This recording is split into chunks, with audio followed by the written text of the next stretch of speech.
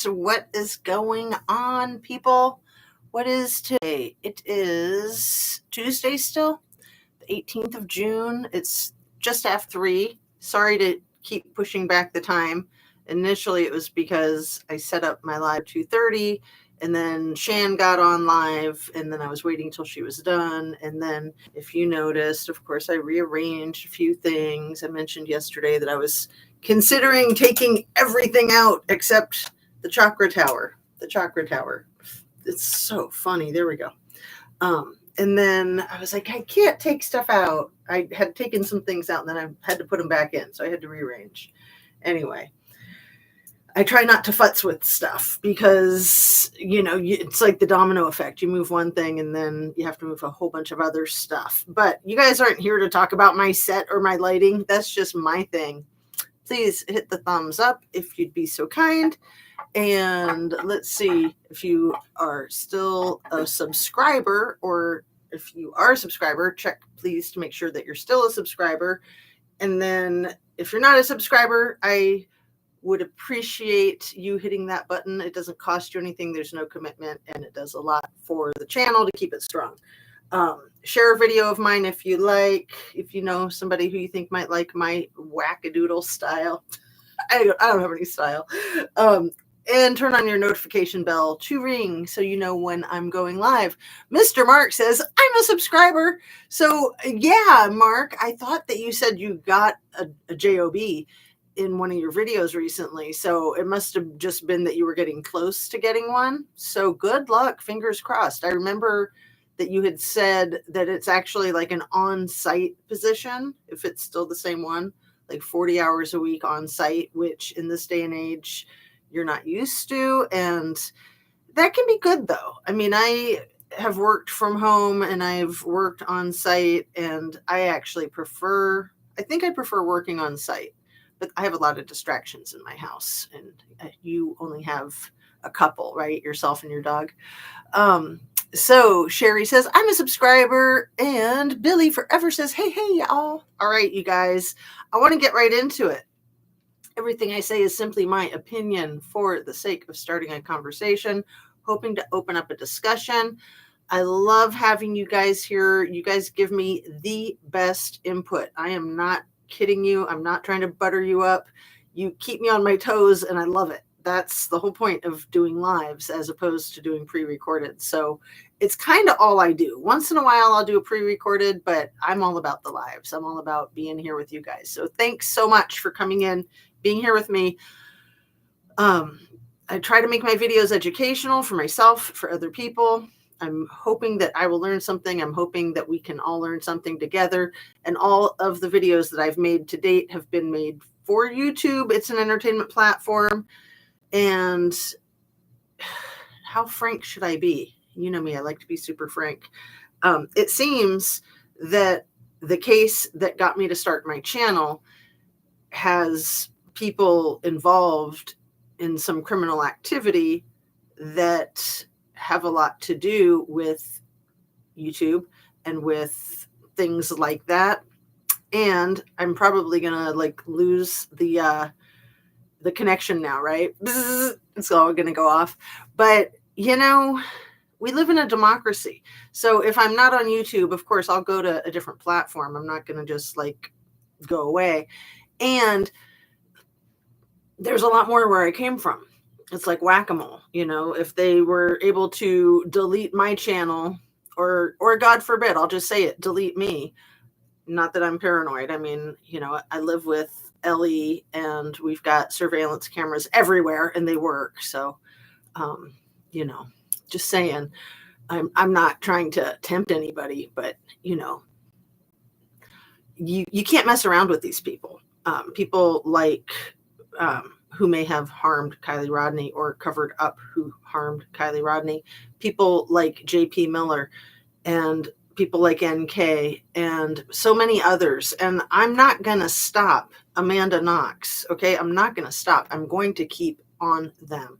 And my logic is that with people like that out there and nobody talking about it, none of us are safe anyway. So by talking about it in a way, you could argue that you're safer because if something were to happen and people were to add up the situation, it might point to a particular person. And I've been messed with. In the past, I had to sue the freaking government agency that I worked for, okay? And I won, and it was big. Truth be told, I have been gang stalked, so I understand what that's like. I've been, I don't want to say a victim because I don't think of myself as a victim, although, of course, I have been victimized like by my father. I do not identify as a victim. I certainly identify as a survivor. And I identify as, I don't know, just somebody who's kind of not afraid. But I have been the target. Let's just say target. I've been the target of street theater. And that is not fun. And it will mess with your head. These people know what they're doing. So, you know, you can say, oh, they're so smart. I've told you guys, my father had a very high IQ. People like Scammy, NK, Amanda Knox, JP, all of those people have high IQs. They all fit that same narcissistic profile that my father fit to a T. They're good looking, they're articulate, they're charming, they know how to play people, and sometimes people are onto them right away, but for the most part, no, they could snow anybody. And so don't consider yourself an idiot for getting duped by one of these people. It can happen to anybody. I mean, look how smart Micah was, right? I mean, look at the pickle that she found herself in and look at her now and what has ultimately happened. Okay, so let's get into it. I've got my notes. There's been a lot going on with that case. There's been a lot going on with Kylie Rodney's case. You guys are probably aware that Ninja Chihuahua has done a reaction to a channel that's kind of big, more almost mainstream type of channel called True Crime Stories with Ty Knotts. So he did a video on Kylie Rodney, which I watched the whole thing before I watched any of the Ninja, so that I would have like my own fresh take on it. And I recommend watching it, even if you don't like it. I told Shan that too. I said, watch it, you know, if you want. I think you'd get something out of it. Of course, Ninja has a really good perspective on these things. Man, with Kylie Rodney's case, you know, I always like to try to just talk off the top of my head so that I'm just being very fresh and authentic and in the moment. That Catfish crew, you guys know who I'm talking about. Like, I think it's Evan and a Nate and another one. The three guys with the hats and the sunglasses like this, and, you know, the Nate who's always got his mouth covered. I mean, these people, they tell on themselves every day. They tell on themselves with their words. They tell on themselves with their body language. They tell on themselves with their silence. Man, it's crazy how much the hair bothers me. I have a hat handy. I'm going to just grab it because it might not bother you guys, but it bothers me the way the camera does weird things with the bangs. It makes them look like all wispy, and then it makes it look like there's sticks in there. It is bizarre. Anyway, that's why most content creators are wearing ball caps. Okay, I'm safe now. Let's see what else you guys are saying. I haven't even tagged anybody. I'm going to tag Billy because I see your compliment there, and that's so sweet. That's really nice of you to say that. It's funny. Like yesterday, I looked horrible in my video. When I watched it, I'm like, man, what in the world? I don't know what it is. Like, I didn't really do anything different today. So I think I looked pasty yesterday. My face looked really like bloated. Like, I was like, man, am I having a medical condition or something?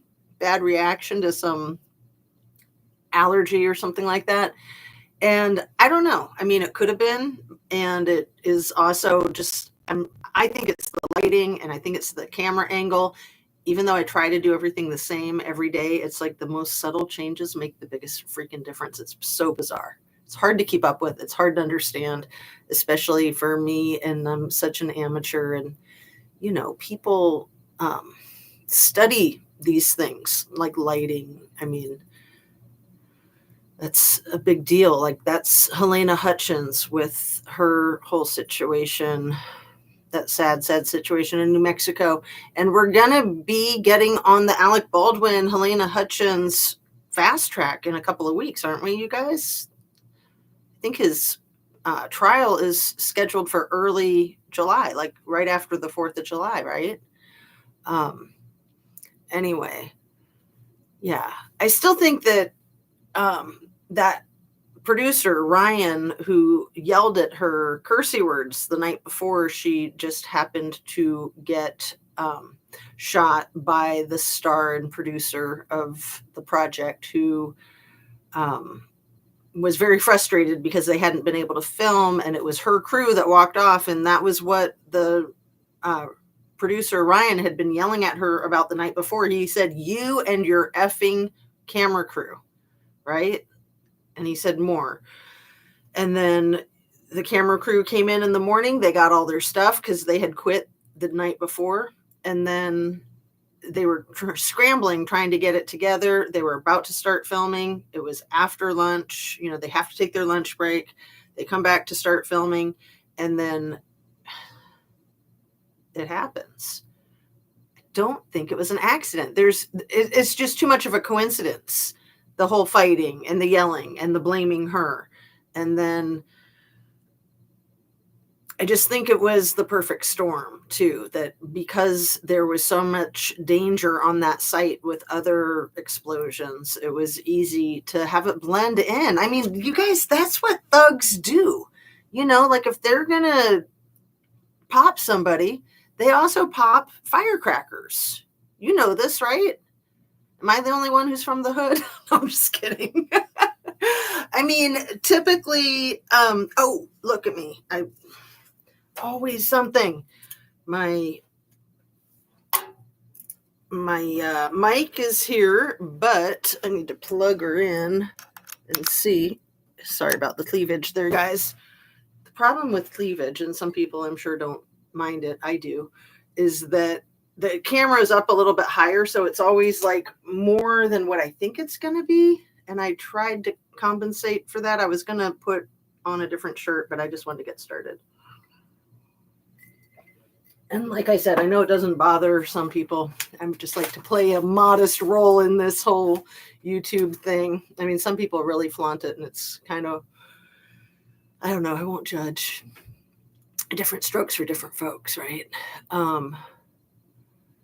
Anyway, I appreciate your compliment, and I am going to look and see who else is here. So many nice people. You were a target. Yeah, Mr. Mark. Thanks for the validation. It's crazy. It's crazy. And I hit the wrong button. I went to your channel, and there, phew, I'm back. You guys couldn't tell that I ran away for a second there, could you? You were a target. I'm trying to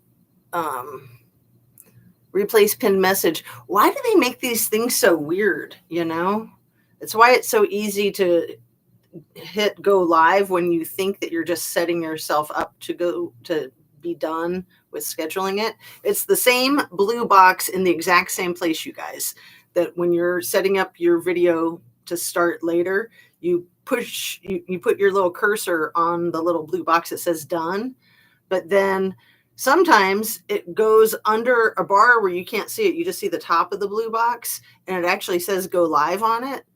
And that's how I went live like a year ago when I didn't know it. And I was still like setting up, and, you know, fortunately it wasn't anything too awful. And I just left the video up because I thought it was hilarious. You know, I'm just like, whatever. But, like, do they do stuff like that on purpose just to embarrass people and to scare off the newbies? Because that's stupid. That's really stupid. And then, like, just there, I was trying to pin Mark's message, but instead it went to his page, and I thought that I lost the whole stream for a second.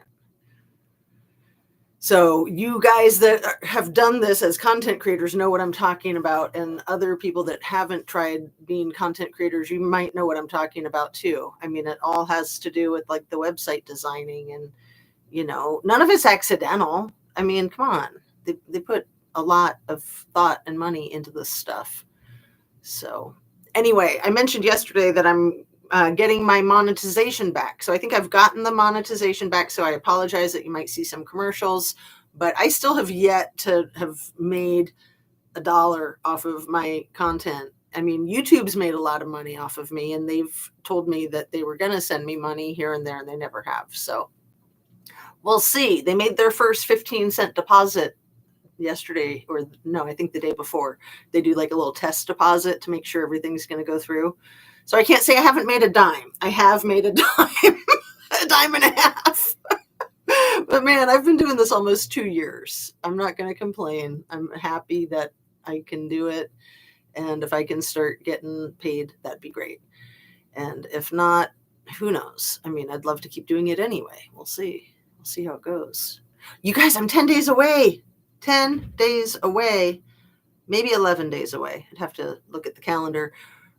Next Sunday, a week from this coming Sunday, I will be a certified yoga instructor. So I'm just amazed that I've been able to really like buckle down and do that. Because I told you guys a few weeks ago that I thought I was done and that I'd done all the studying to be ready to be certified. And of course, I keep going over it again and again with a fine-tooth comb, and you can do that forever. And so I'm not planning on doing it forever, but I'm just like, wow, I can't believe how much I've worked on my masterclass, and I can still work on it. You know, it's a never ending, everything is like that. It's a work in progress. And I'm just thrilled. I really didn't know that I'd get through the program at the beginning. I thought, but you know, I had that crazy job that I was working 50 freaking hours a week, the one I can't and won't talk about. Now I just have my life, and it's great. It's great. So Mr. Mark, you know, I put in Shan's chat, going to be hotter, mom first always. I put in Shan's chat I'm going to hit that one. Congratulations. That's cool. How the only thing worse than having a job is looking for a job, and the only thing worse than looking for a job is having a job. And I do want to put the mic on because I did that yesterday and it seemed like it was a good idea. It seemed like it helped a little bit. I don't know that it does, but we can see.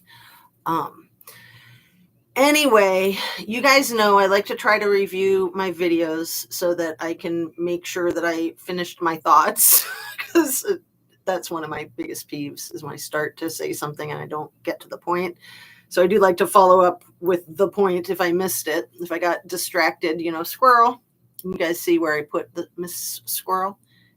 She moved. She was hiding down here. Actually, I think she was off screen. She was right here with this rose and the fence. I'll show you my cute little fence. Is that adorable or what? So I had little Miss Squirrel there yesterday. And now, do you see her? Can you I spy the squirrel? Anyway.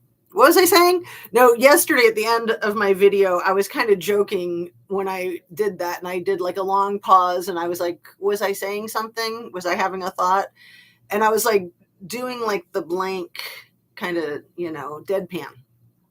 And I thought, man, somebody who doesn't know my channel, or maybe even somebody that does, might not realize that I was completely kidding. So that's the problem with technology, is like being sarcastic just doesn't come across, right? This is why I try to be really specific and just say what it is that I'm trying to say. Because yeah, if I have a moment where I forget what I'm talking about, I'm fine with that. I'm absolutely fine with that. I think that, you know, that happens to everybody. And you know, we can make jokes that it's like early Alzheimer's or something, but you know, it tends to happen more when you're stressed out or when you're tired. And this is why, as you guys know, I like to try to start my videos early, but I want to get to my points because Kylie Rodney and Micah Miller, both of these cases, I feel like are cooking. I'm really grateful that this Ty Knotts did the video that he titled something about, he put homicide investigation in his title. And I was like, I like that buzzword, but he's wrong. There was not a homicide investigation, was there? Did I miss it? Did I miss it? Because I saw 0 homicide investigation in the Kylie Rodney case. Put a 1 if you think that's accurate, that there was 0 investigation into a homicide in Kylie Rodney's case. Put a 2 if you don't agree with that, because I'm pretty sure that everybody would agree with that. But if I'm mistaken, we can chat about it. Because I got all excited that he put that word in the title, because his channel is, it has a little bit of a reach. I think he had like 26,000 subs. And you know how I am. As soon as I find a new channel, I look for when they started, because my first thought is, who is this person? Did they just start? They already have 26,000 subs. But he's had his channel for a long time. So I do think that it's, authentic, probably. And he got that completely incorrect. So in his superficial research, I'm not wanting to criticize him, but I'm wanting to give him some critique. He mistook it for a homicide investigation. And I'm going to guess that the general public did too. And that's why they buy the party line that, everything checks out, right? I mean, Shan said it, I think, was it in her video today, her live, or just in the last couple of videos that she's done, that there was absolutely no investigation. And when Scammy said, I will take all of your names to jail, WTF was she talking about? Like, that's a crazy thing to say, unless it is the way we think that it is, right? Like, why would she be going to jail, first off? And whose names is she taking with her? Who did what? So these people did something to Kylie, or they witnessed and they're withholding information. Justice needs to happen for Kylie Rodney, and the public deserves Samantha Smith to be charged with lying to the authorities, interfering with an investigation, and obstructing justice at a bare minimum. These are the same things I say about Nicole Kessinger. Same things I say about Amanda Knox. Scammy, as I try sometimes not to call her, but I can't help but call her that, because she's freaking monster, in my opinion, from my perspective. She contradicts herself all over the place. That freaking 12:36 phone call that, it's hilarious when she says it was right about 12:36. Like, that doesn't even make sense. It was either exactly 12:36 or it was around 12:30, 12:35, right? I mean, why are you going to say it was right around and then pick a specific number like that? Because you're lying. And everything she said about that 12:36 call was a lie. Remember, she said, oh, we just talked about this. I just told you I was leaving, and now you're forgetting, and you're calling me and you're asking me if I still need a ride. So she was painting herself into a corner as she was talking, because the story and the web she was weaving wasn't making sense. And she was trying to paint herself back out of that corner before she finished the thought. And again, for that, we can thank her. But law enforcement not investigating her further, they need to be investigated. I think it's Billy that always says the investigation needs to be investigated. Billy, darling, if you're still here. Mark, that's not much per hour, is it? Oh, you are too funny. That's a good one. Well, I get paid with just the intelligent conversation and the hope that I feel that I thrive on it, feeling like we're in this together. We're all fighting for justice for victims that can't speak for themselves. And 0 investigation. Is the squirrel on the top shelf back here? Where's that? Wait, no, it's so funny. Right here. So if you can't tell, this little thing, I'll get my light on it, is a really cool little Japanese hand-carved wooden thing in glass. It's really hard to see it. That's one of my more recent additions. I'm trying to figure out how to showcase it, like with a light behind it. So there's our squirrel hiding up there. Not hiding, but just hanging out, just chilling. And yeah, we still have the guy, the military guy running over here. Cute little bridge, little watering can with some raspberries. I just have all kinds of fun stuff. Like I said, I try to thin it out and take stuff out, but then I'm like, no, I want that back in there. Like this little pyramid thing. I love this little pyramid thing. I don't know why, but I do. I like a lot of the geometric stuff. And then, of course, the that Statue of Liberty with the A to Z and the Golden Gate. I mean, I've always really identified with the Golden Gate. And then, especially because I went to graduate school in San Francisco, and I lived in San Francisco when I was 7 for a year. Actually, when I was 6, when I was in first grade. And then I also lived there for 4th grade in Burlingame. And then I lived there right around the corner from my first grade teacher. And I reconnected with her when I was 26. So then I lived there for graduate school in my mid to late 20s. And it's just a cool city. It's a cool bridge. It's very symbolic, actually, of many people have passed away on that bridge or falling from that bridge, not falling, but jumping. Some people fell, like a lot of people that were working on the bridge fell to their demise, but a lot of people would go to that bridge to end it.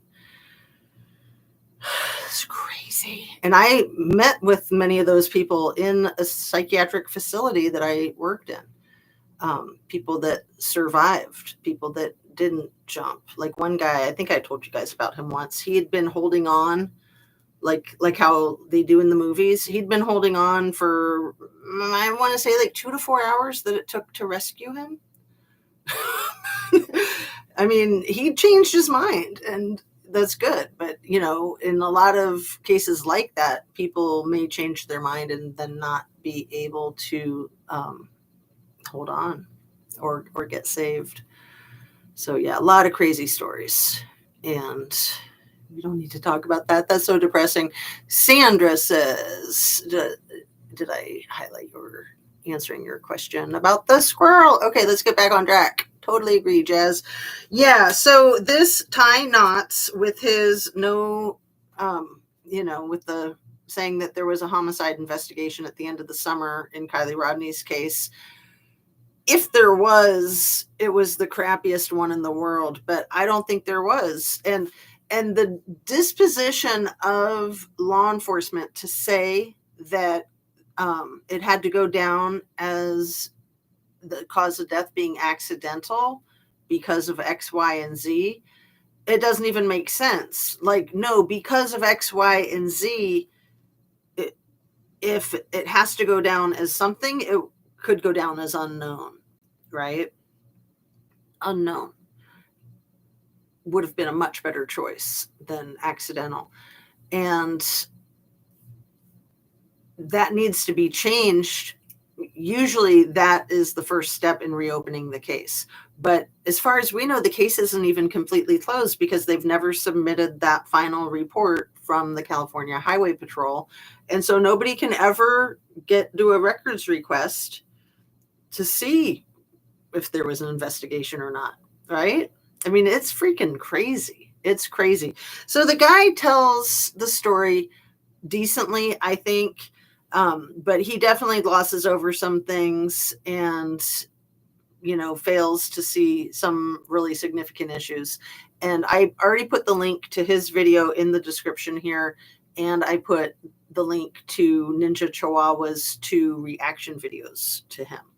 So I recommend watching all of that because it just is a lot of food for thought, and I don't want to be repetitive. But Scammy really incriminates herself by repeatedly saying again and again she was the last person to see Kylie, except that she left her at a party where there's other people. So that, again, that's inconsistent. That doesn't make sense.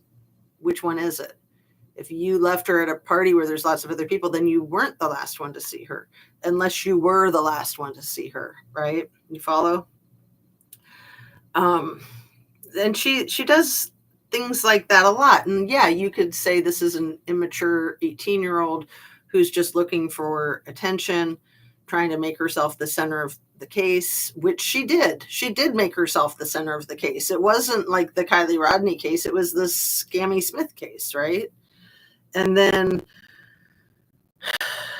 Jägermeister is always saying how he was 4 hours away. And even Ninja says, he was 4 hours away.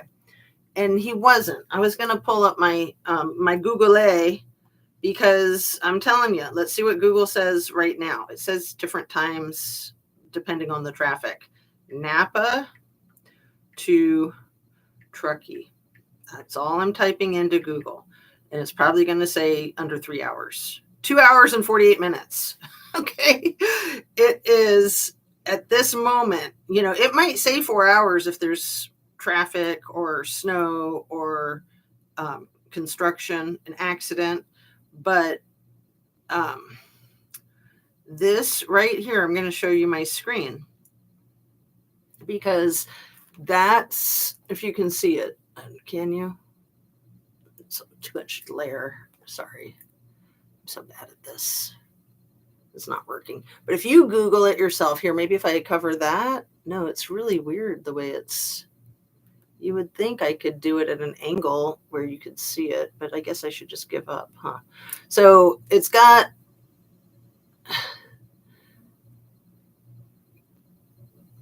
You can kind of see the blue line. Anyway, Google right now is saying that there is a speed trap, but that it is a 2 hour and 48 minute drive.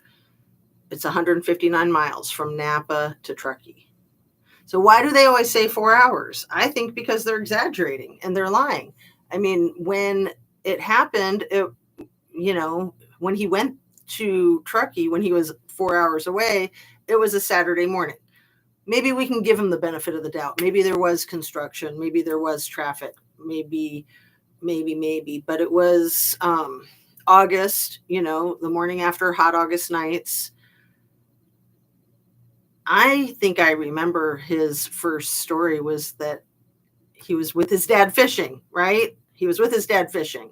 And his dad was vouching for him and said, yeah, my son was with me fishing. And then didn't he say he was at the party? At the Kylie Rodney party? And then he decided that no, he wasn't fishing. He wasn't at that party. He was at his own party. He was having his own graduation party. You can't change your story. You just can't. It doesn't work that way. Let's see. Oh my goodness. I was born in San Francisco. It used to be such a beautiful city. Love Golden Gate Bridge. I know, and it's so sad. Now all you hear about is people going to the bathroom in the freaking streets.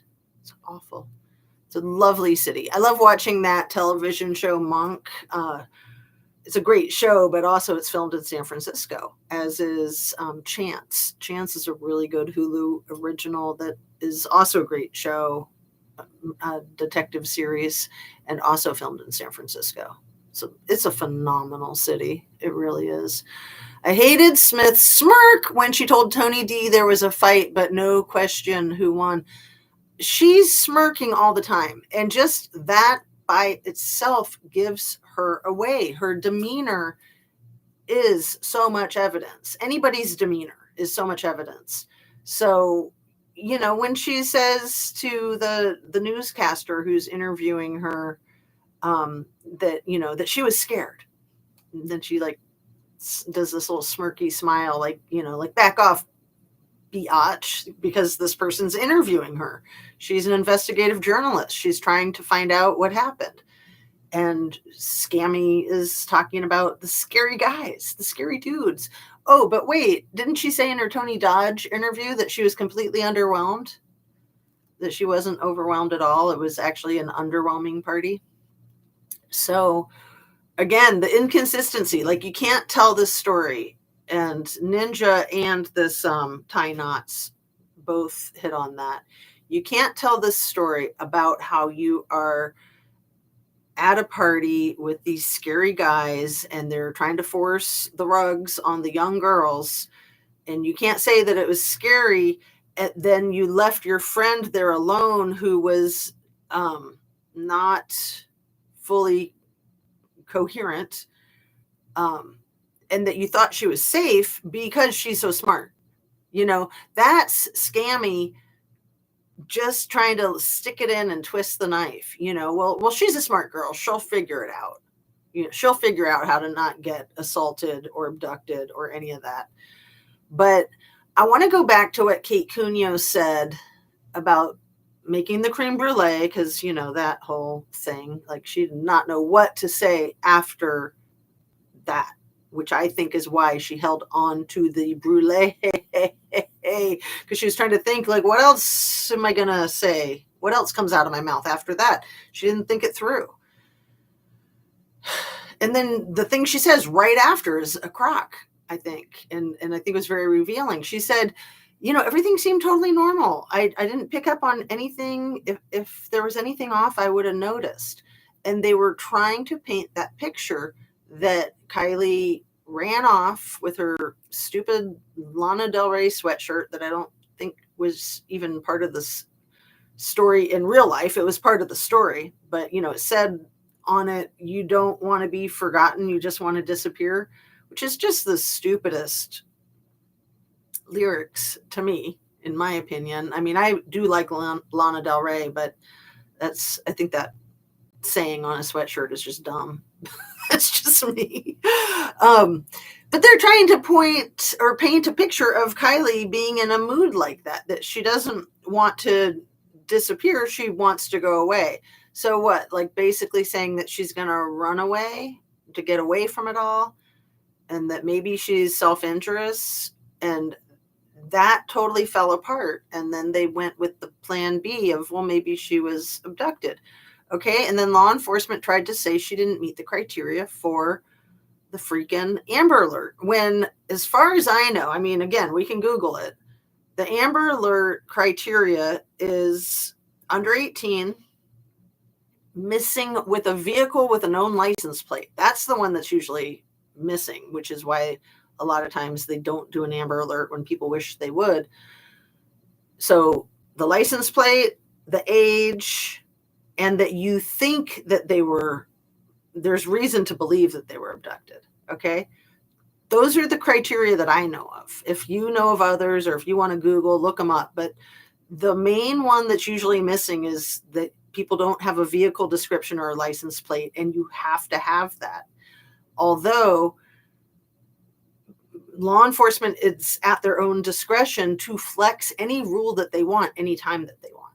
So if they have a baby missing and they don't know the vehicle that baby might be missing in, they can still do an Amber Alert if they really want to. I'm pretty sure. Correct me if I'm wrong. I mean, most things like that, like what I just said, are an opinion. But for the most part, law enforcement has the authority to do whatever they want, whenever they want. They can change the rules. They can change their policy. They can change their policy retroactively. So they can say, well, we're going to make an exception for this Amber Alert. And then they can rewrite the Amber Alert criteria and make it retroactive to when they flexed it. I mean, that's how they roll. That's how they do things. That's how they stay out of trouble, usually. Anyway, she met the criteria for an Amber Alert. And then when that whole thing finally crumbled and fell apart, then they went back kind of to the plan A of that she did this to herself, but maybe it wasn't on purpose. Maybe it was by accident that she did this to herself. And it's not logistically possible. Like, the physics aren't there for that car to get into that water on that surface without crazy sounding things like a helicopter or a boat. Something had to pull that car out. And then you have the windows down, making it sink faster. All this talk about her swimming to the back. No, the water was so shallow, that car's not doing a somersault in the water. It's just not. I mean, the water might have been a little bit deeper a day or two before, but I'm pretty sure that vehicle was put in that water a day or two before. And I'm pretty sure that that's why Nick G, the roadside assistance guy, caught up with AWP at the Best Buy to get them on this wild goose chase over to Boca so that they would have a chance to put that car in the water. That's what I think. I want to ask you guys what you think. So if you have a different idea, you can type it in there, or, if you agree, put a 1. If you disagree, put a 2. But yeah, I mean, I know a lot of people have had that theory over the last couple of years, and I was such a sucker for Nick G's story. My first instinct, trust your first instinct. My first instinct is, dude, you have a really good story for explaining all your fingerprints all over her belt and her seatbelt. That was my very first knee-jerk reaction. But then he was so smooth, and yeah, his girlfriend's a nurse and she remembers, and he's got it on surveillance dash cam and he can get it from work and blah, blah, blah. No, I think that his whole story was a crock. I think he's a paid actor. I think he's a good actor. And I think it's all bogus. I don't think he saw anybody there that looked like they could have been Kylie and looked like they could have been Jägermeister. I think the whole thing is made up. In fact, he never even says that exactly when it happened. He says that it either happened the day after she went missing or the day before. He's not sure, but it was one of those days. So again, if it was the day before, then the whole thing is kind of a lost cause. Then the whole story is meaningless anyway. If that was like Friday and she's having car trouble and she's hanging out with a guy. But no. Oh man, these gaslighters are good. They're professionals, the best of the best. And I mean, they've successfully duped a lot of people. I mean, a lot of people think that the Kylie Rodney justice fighters are just a tiny little fringe group on YouTube. And I think it's a lot more than that. I think there's a lot of people, like my son, who's in the military, who he gets so angry when he hears about Kylie Rodney's story. He gets so angry. He was like that immediately. The first time he heard about it, it was like he wanted to go beat the crap out of some people to protect this girl that was his age. Seriously. Okay, what else you got here? I hated Sammy Smith's smirk. Yeah. Sammy, I'm going to highlight that one. Sorry, I haven't been reading your comments. Let me get caught up. Replace pinned message. Sammy is in the picture. It's orchestrated, time, text, photo, investigation, all fake. They put the case in a place where nothing much can be done. Parents, LE, and Powers want it that way. So, Mark, I really want to talk with you about your theory and Crime Watch with Kenny's theory. I don't know if you caught my live yesterday. I can't remember if you were there. I don't think you were. Maybe you caught it on the replay. If you didn't, that's okay. You're allowed. But what my point is that I'm starting to get into the camp that you and Kenny, Crime Watch with Kenny, have that theory about something happened in the lodge. And I think something happened in the lodge connected to the, what would you call it? The convention, the little like men's retreat that happened the weekend before. So that Alpine Club that met twice a year, probably still meets twice a year at the lodge, maybe not. They met the weekend before Kylie went missing. But I'm pretty sure the Alpine Club is all dudes. I don't think there's any chicks in the Alpine Club. So the lodge is rented out.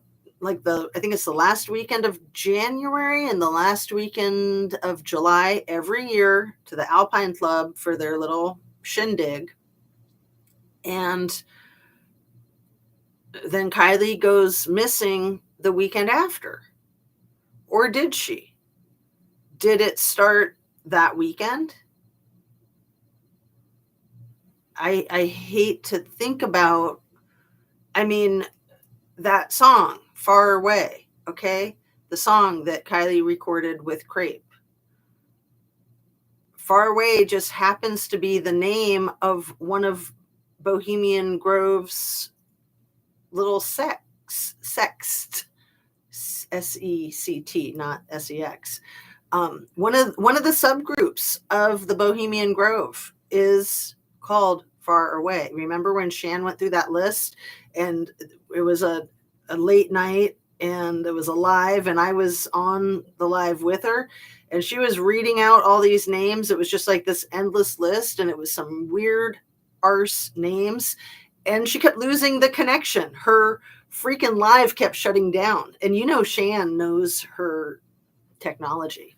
I mean, that was whack. That was totally whack. So the song that's called Far Away has no lyrics that allude to anything that's far away from anything, right?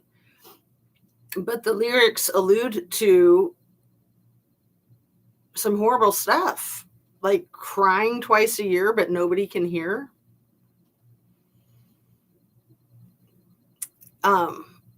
Imprint did a really nice short video. I'll put that in the description too, of the song. And she says, like, you've never heard it before. And she does have a little bit of a different spin on it. And I thought she did a beautiful job with that, if you haven't seen it yet. Let's see. Yeah. So, Mark, I really think that you and Crime Watch with Kenny know what you're talking about. And I think a lot of people have been in that camp with you, at least to explore it at times. But I think that you're right. I think something happened at the lodge. And I think that the mom saying that she interacted with Kylie that day could be a farce, could be another red herring. And I think the grandpa saying that, didn't he say he met with her for lunch that day or something like that? I think that that could also be a farce. To the first thing you want to do is throw off the timeline. The first thing you want to do. He was at the party, then fishing, then 4 hours away from Sammy. Oh, Mr. Mark, you are so funny, but I think you have a very good point there.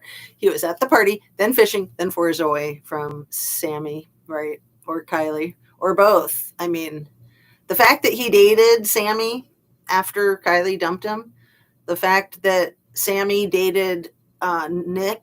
Did I call him Nick earlier? Nick, the tow truck guy. Nate is one of the many, many Nates that was at the party, who was allegedly hanging out with Kylie that night. I think Kylie was there. I think the Kylie Rodney party is something that we don't even want to consider. I said that yesterday too. And I think you guys know where I'm going with that. It shatters me to think about her being violated. And I think that that's very likely what the case was. It's kind of that Occam's razor. 16-year-old girl goes missing from a party. That's the Occam's razor right there, if I'm saying that right. That the simplest explanation is usually the explanation. Nobody wants to believe it. Nobody ever wants to think like that. It's too effing gross. I agree, Mark. Any testimony she would have gotten from the teens would have been admissible in court. Right.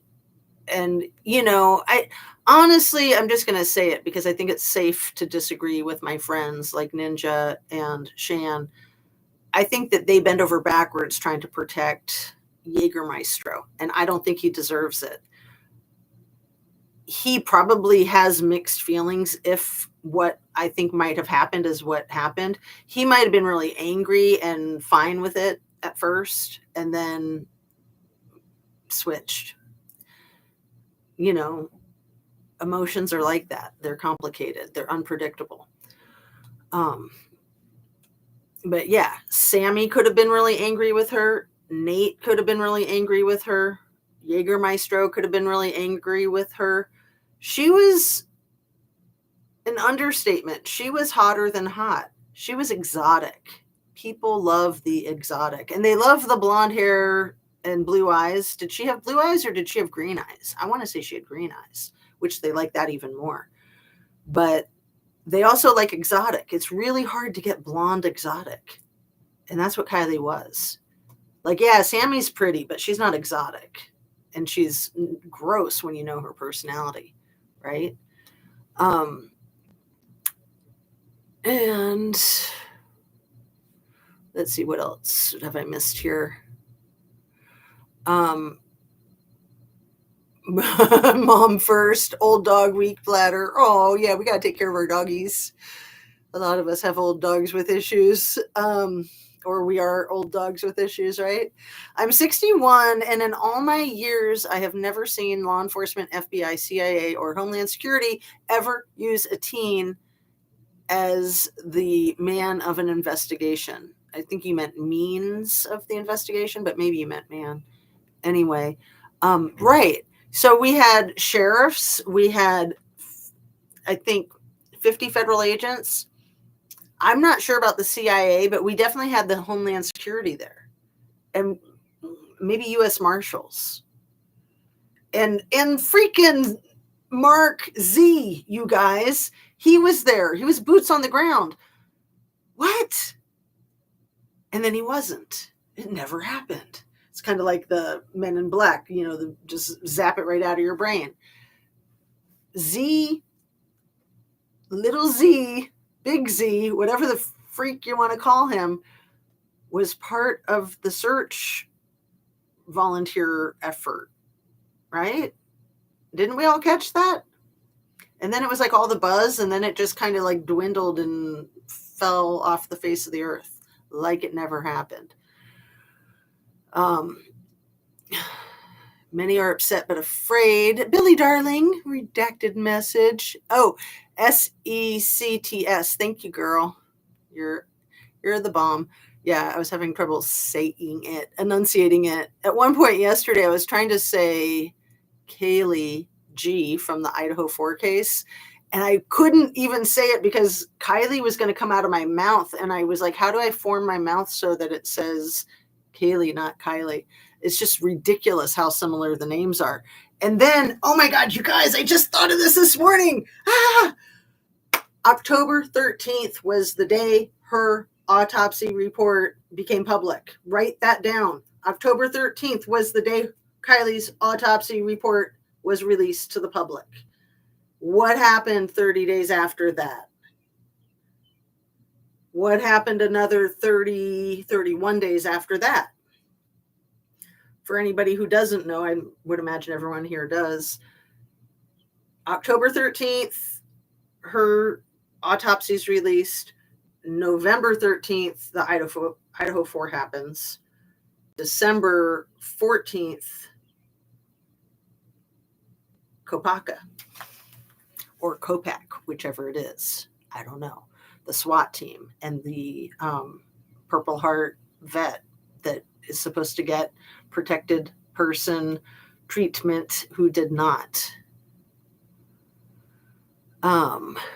Hey, Shan is here. Squirrels on Fire. Been listening, but couldn't type. I figured. Thanks for being here, everybody. You guys are the bomb. Rates full lodge midweek, $12.50. They still renting the lodge out to others. Man, I'm surprised Mrs. G doesn't figure out a way to buy it. Seriously. So creepy. So freaking creepy. Kylie Rodney case seems like another government social experiment for the public. Tom O'Neill book, Chaos, freaking eye-opening. Seeing red flags, I'm really glad you said that, because I think that there is absolutely that possibility. The whole YouTube thing is a freaking social experiment. Everything's a social experiment when you think about it. But the Idaho 4 case also a social experiment. And I know that there were a lot of people following Kylie Rodney's case that when Idaho 4 happened, thought that it was an intentional distraction to get people to stop talking about Kylie Rodney. And did it work or what? Like gangbusters, right? Like gangbusters. That was all people wanted to talk about on YouTube. And I tried not to, but then I got sucked in because there was too much weird crap with that case. But what I was going to say a minute ago, you have Kylie Rodney, you have Kaylee G. I'll just go with the G because her last name is so hard to say.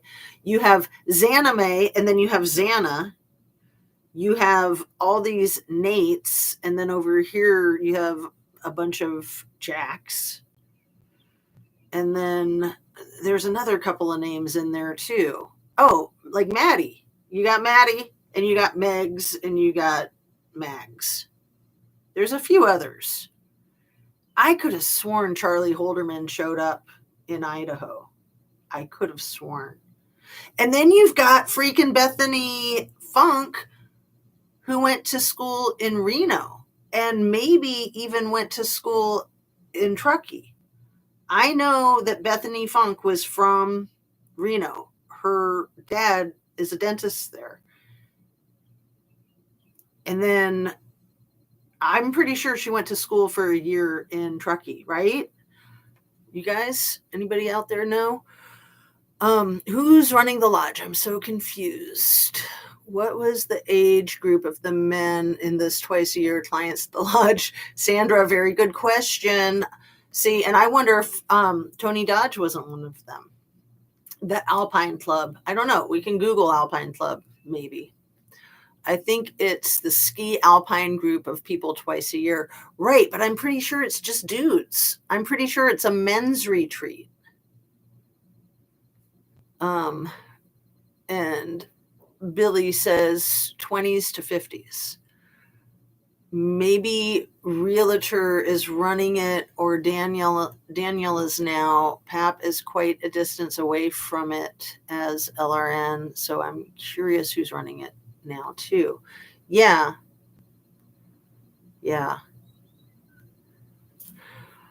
Truckee, please. Yep, Mark. Z was there. He had purchased that Lake Tahoe Properties. Yo, Mr. Mark, do you have receipts for that? Because that's a little much.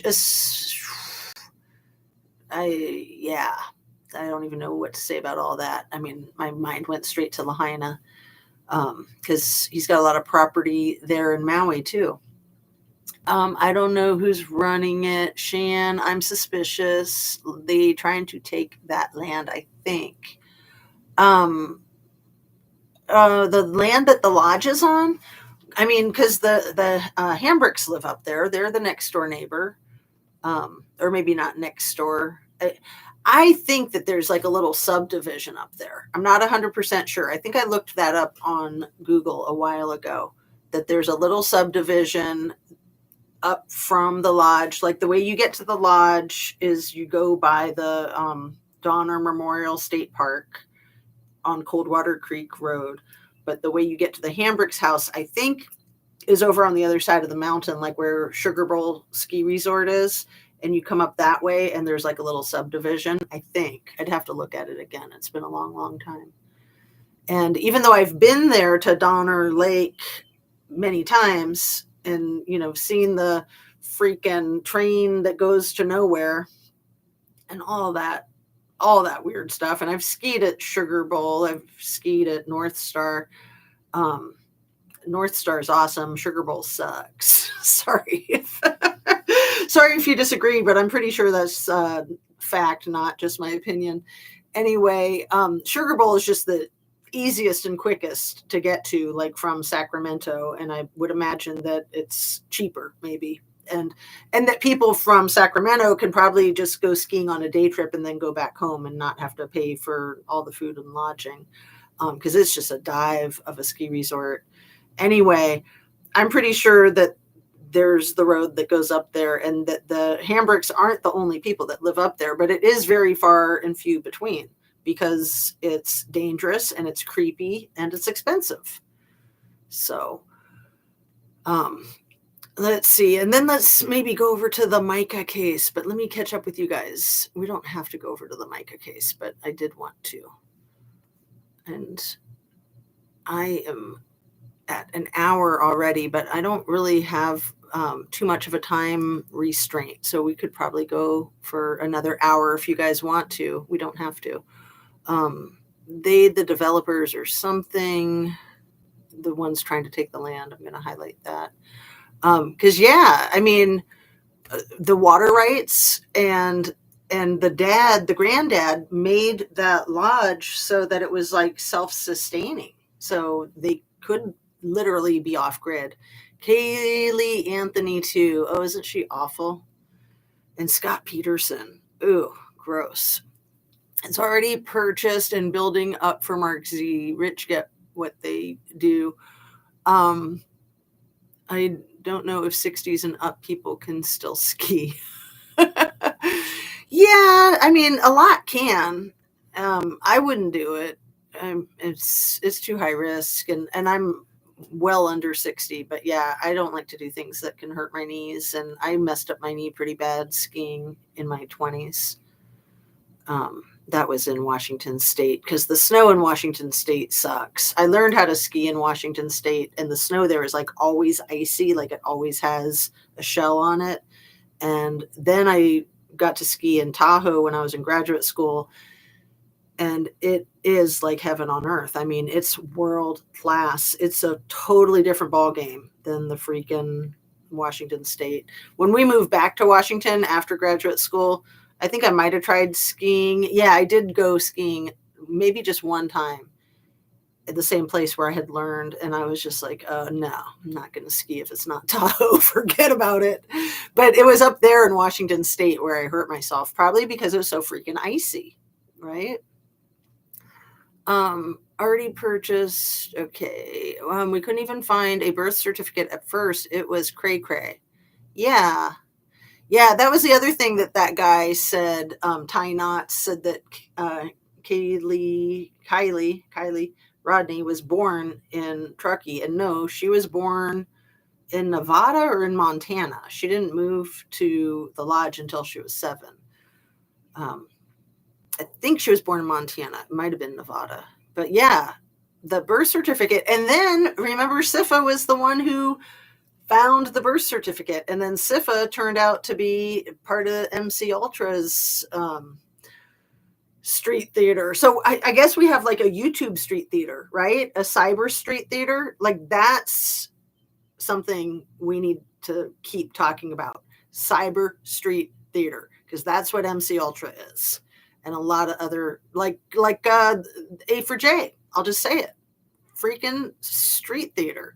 And she came out on the scene with the street theater, like dressing up like Scammy with the white paint on her legs and everything. I mean, okay. Not okay. That case is another crazy case. Are you talking about Idaho 4? Let me get caught up. It's annoying when I'm behind you guys. Must be codes, all the similar names. Yeah, Billy. I mean, seriously, what are the chances? What are the chances? And it makes it really hard to talk about both cases. Like, I know my Kylie case like the back of my hand. I know my Idaho 4. I used to know it like the back of my hand. I kind of like just let go of it because it was such crap in my opinion. But I still would catch myself making that mistake sometimes. And once in a while I'd reviewing a tape and see that I didn't catch myself. And that was the worst. Because yeah, it's annoying. And when you're watching someone and they're crossing their wires, it's hard to not think less of them. And I was saying that yesterday, that none of us should judge a content creator for doing something silly like that, for getting a date wrong, getting a year wrong, getting the name of a town wrong. I mean, that's just being nitpicky. And, I think we all have the tendency to throw the baby out with the bathwater, which is why it's so important to be accurate. And that's why we try to catch ourselves or make corrections, just like, a newspaper. But the damage is kind of already done. Like when a newspaper makes a correction, nobody really pays attention. The misinformation is already out and everybody ran with it and it's over.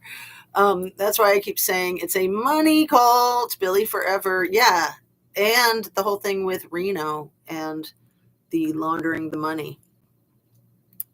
Absolutely. And I told you guys about that movie that I saw called How to Rob a Bank. That's about the Seattle bank robber who went to the same college that me and my husband met at. He went to Evergreen State College to make our school look really bad. He got kicked out because he was cooking meth in the freaking lab.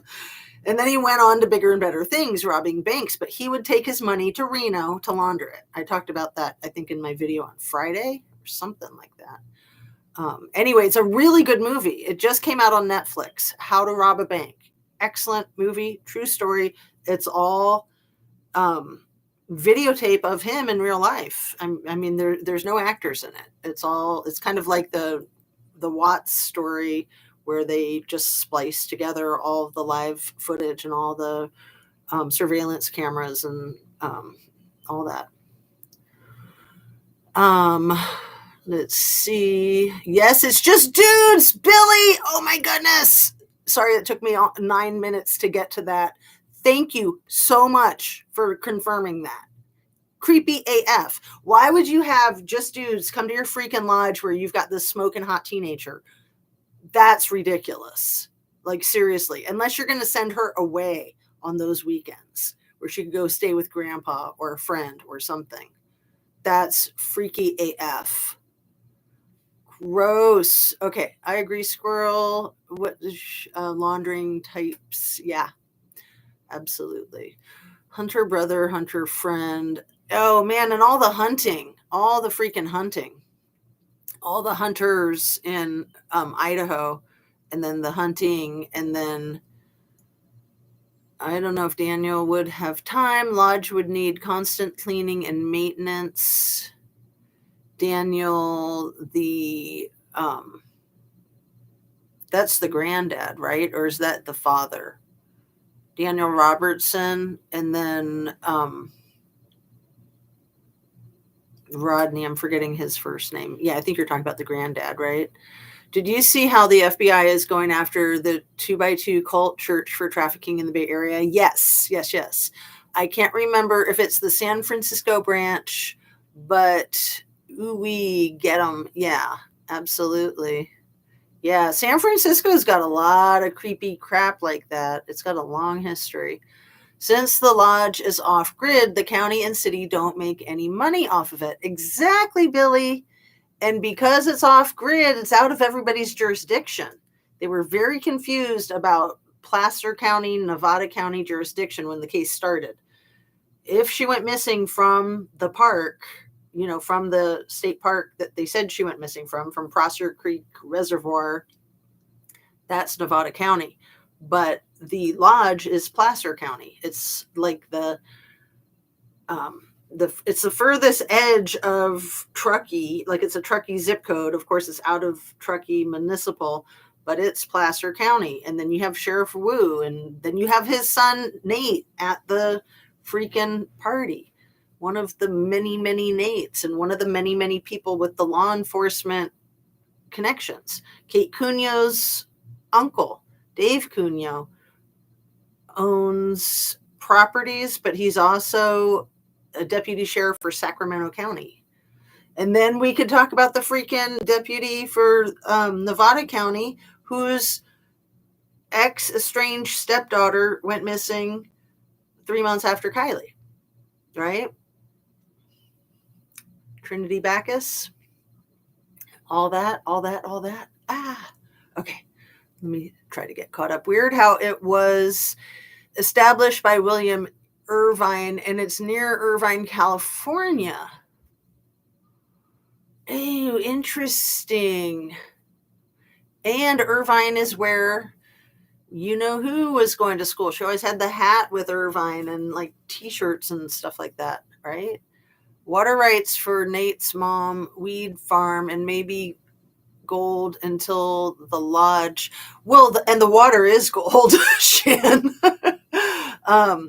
Nate's mom was another farmer of the green, as was Tony, as was the sheriff, the Nevada County sheriff, allegedly growing out there in the woods. And that's been going on for decades. And then the owner of the house in Grass Valley where Trinity Backus went missing from, the owner of that house had all kinds of growth around that house that she allegedly went missing from. But I'm still thinking she could have gone missing from her mom's estranged ex-husband that she was back together with, Christopher Stanio. deputy sheriff for Nevada County for Shannon Moon. These people. And then wasn't Captain Brown, wasn't Sam Brown, like people found photographs of him at the lodge when he was like 20, right? He goes way back with those people, with the family. And then we can't forget, we always have to emphasize that Scammy's mother and father were in litigation with Robertson. It is Daniel Rodney, isn't it? I think I got my wires crossed there. Anyway, Mr. Rodney is Kylie's dad. Mr. Robinson, Roberts, something like that, is the granddad. So he was in litigation against the federal government with the water rights for 25, 26 years. And Scammy's mom was representing them. Like they, sorry, let's see. Anyway. Oh, so annoying. I got to get caught up with you guys. I'm sorry. I'm having trouble doing this. Getting caught up.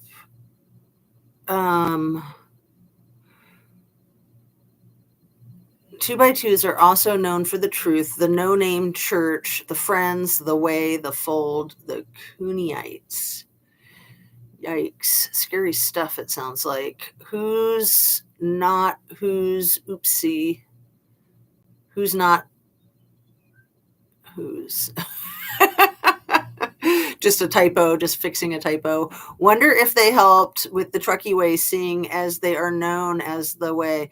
Yeah, that whole Truckee Way thing is so creepy. And then Shan, that video that you put out of the person at a city council meeting talking about the cult, the Titanic, except with an S, at a city council meeting, like, that's crazy that they allowed him to go on and on for what, 20 minutes or more? I had a friend who got caught up in the Way. What happened? Seeing red flags. Yikes, seeing red flags. Their belief system and ways remind me of LDS Mormonism. Yes, very culty. Yeah, and like I said, I do want to get over to the other culty CDS Mormonism type of thing with Micah Miller, if we can try to shift gears. But I am going to get caught up. I'm bound and determined.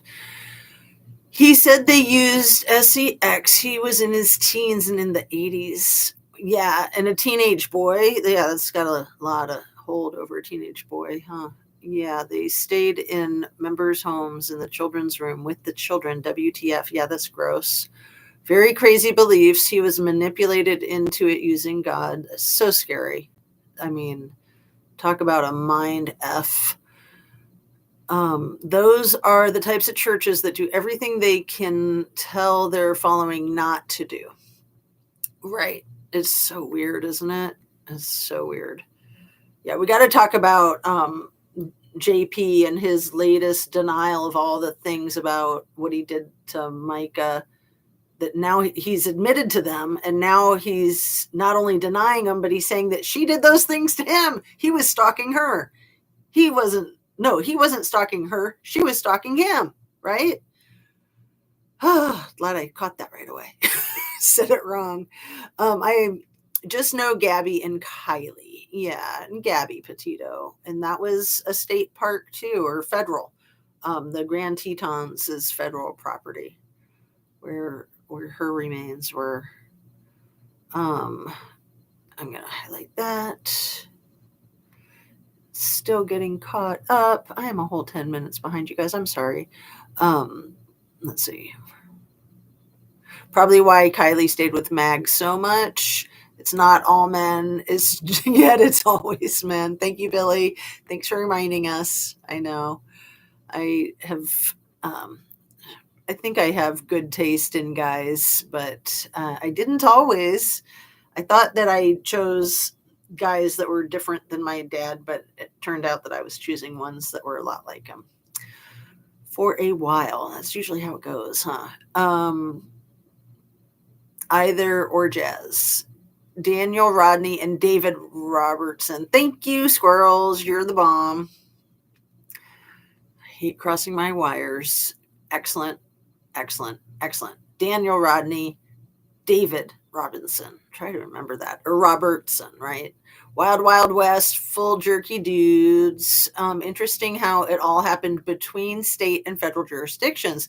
How very convenient. Oh, the wasn't Trinity Bacchus found on a park property too? Wasn't where she was found the same type of thing? Under the lodge, oopsie, and the Neiman's moved to Grass Valley. Yes, Billy dear, Billy darling, thank you for that. Yeah, and I never thought about Grass Valley being the other kind of grass until just a minute ago when I was saying it, talking about all the growth facilities, and I'm like, oh, Grass Valley, maybe that's where they got the name. Because, I mean, that whole area was known as the Green Triangle for the growth that has always been there. I mean, Humboldt County is very famous for it too, and that's a few hours away. But that whole area around Truckee was called the Green Triangle, and people would disappear there all the time. I had a friend in graduate school who lost a lot of dear ones when she lived in Humboldt County, and they did growth there, and it was run the same way Blow would be run, and a bunch of her friends were wasted, like not from the not stoned wasted, the other kind of wasted, like blown away wasted. And people that were living that life would try to act like it's very different, but when it comes to the big money, it's not. It's the exact same. And now it's legal there, so that really interfered with all of the people who had a tight stronghold on the industry, and we know who those people are, right? Yes, they did find Sam's pics at the lodge when he was skiing there. Billy, darling, you're the bomb, girl. You and Shan were so great in the last live that she did a couple nights ago. I was loving it. Old fam feuds over what? Money? And yeah, the water's even more valuable than money because of the growth facilities.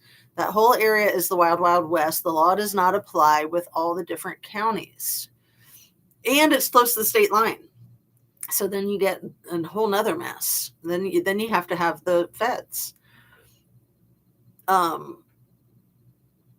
Ranch Boss says, those Polaroids bother the heck out of me. Is there more than one Polaroid? Because I only know the one, and it's gross. And I think that it's not photoshopped, because you can't really Photoshop a Polaroid. I mean, I'm sure there's a way, right, with technology these days.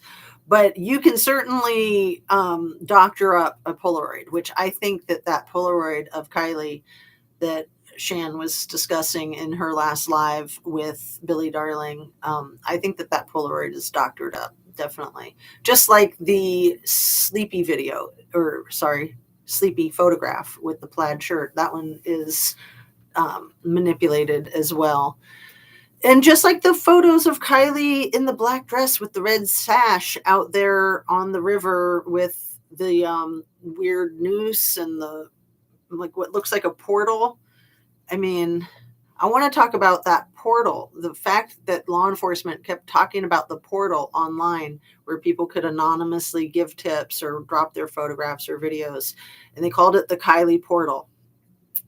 That creeped the F out of me. And sub, Billy, you're so cute. Thank you. I'm almost caught up. That creepy didn't know about the Polaroids of Sammy. Oh, which Polaroids of Sammy? I'm not sure which are the Polaroids of Sammy. Sam Brown's pics of him young at the lodge skiing. That's why a town over here is named Hempfield. LOL. Oh, that's funny. Yeah, you're in Pennsylvania. That is wild. Weed, California is real town. LOL. Weed, California. Oh, and yeah, then that TV show Weeds. Oh, I'm stoned wasted. I'm right now something what? Um, yeah, and no judgment on anybody who partakes. I mean, it's legal now. I know I can't touch it because that would be the end of me. Um, and yeah, I think it's people need to be careful with it, just like you need to be careful with alcohol or cigarettes or sugar. You got to be careful with stuff. Just because it's legal doesn't mean it's safe. And people, I think, believe that it's safe, and I don't believe that it is. Not for everybody, anyway. I mean, it depends. You got to know the growth. You got to know the grower. You got to know the strain. You got to know a lot of stuff to make it actually safe. Um, let's see. Sorry, CN, I wasn't clear. My bad, babe. No worries. Thank you for clarifying. What the Kylie portal, when what? So the Kylie portal, they talk about it like Angela Muslim. She talks about the Kylie portal. They use that term, Kylie portal, and it's creepy AF, Billy.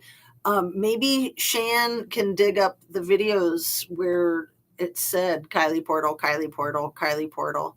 I mean, I could dig them up, but I don't have the wherewithal, the technology to, splice them together to have on a live with you guys the way Shan does. But yeah, I could go through and see where I find them and then try to share that information with somebody like Shan. But yeah, just keep your ears open. And they talk about the Kylie portal a lot, and it's gross. Like I never noticed it until maybe 2 weeks ago. And I'm like, gross. Why do they keep saying that? Like, it was one of those things like the double meaning, like all the other weird stuff that seemed like double meaning. Not gonna lie, Billy dear, Billy darling, Billy forever. Oh, I have a medical pass. Yeah. Because I'm cray. I'm gonna highlight that. Okay, phew, all caught up. So, you guys mind if we jump tracks over to Micah's case? It's an hour and 21 in, and yeah. One of the things that JP has in common with LRN, which licensed registered nurse, no, we're talking about Kylie's mom. They both have that elocution, like they took lessons in how to speak in that hypnotic way. JP says, I'll tell you what Micah thinks and what Micah says, and the way he emphasizes when he's talking on his videos to Joe Public is a lot like when he's giving his sermons from the pulpit. And then Lindsay Rodney Neiman, I think, was training in some kind of similar fashion for her church, right? That's where she knows Sunshine Fowler from. Sunshine being the mother of the boyfriend of Trinity Backus and Paisley Woodard, and helped with the celebration of life for Kylie, like might have officiated it, right? Anyway, Lindsay, the way she would talk with, it was almost like that Canadian thing where she would kind of, the end of her sentence, the last word, she would really emphasize.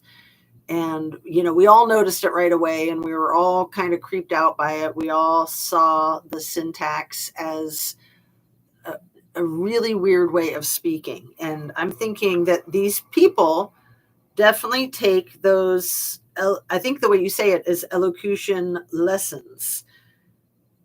Okay. I caught that in one of the Amy Winehouse documentaries that I watched over the weekend, because I told you guys I saw Back to Black, the brand new Amy Winehouse movie, and it was excellent. I highly recommend it. And then there's a ton of Amy Winehouse documentaries all over the internet. And, I have Roku. So if you Google, or if you type Amy Winehouse into Google, there's at least 10, if not more, documentaries about her. The one called Amy, I had seen it before, and it's really good. And I watched it again after watching Back to Black. And she spoke about how she actually did have the elocution lessons, but they didn't take. But, I looked it up. I'm like, what is that? And it's like something that you study for public speaking and for sales and stuff like that. So certainly when you're training as a religious type of leader, you're definitely going to take elocution lessons. What do you want to bet Scammy was taking elocution lessons? Not gonna lie, rip R.I.P. Amy. Oh, I know. It's so sad. It's so sad. She was amazing. So, I mean, so much personality in that girl.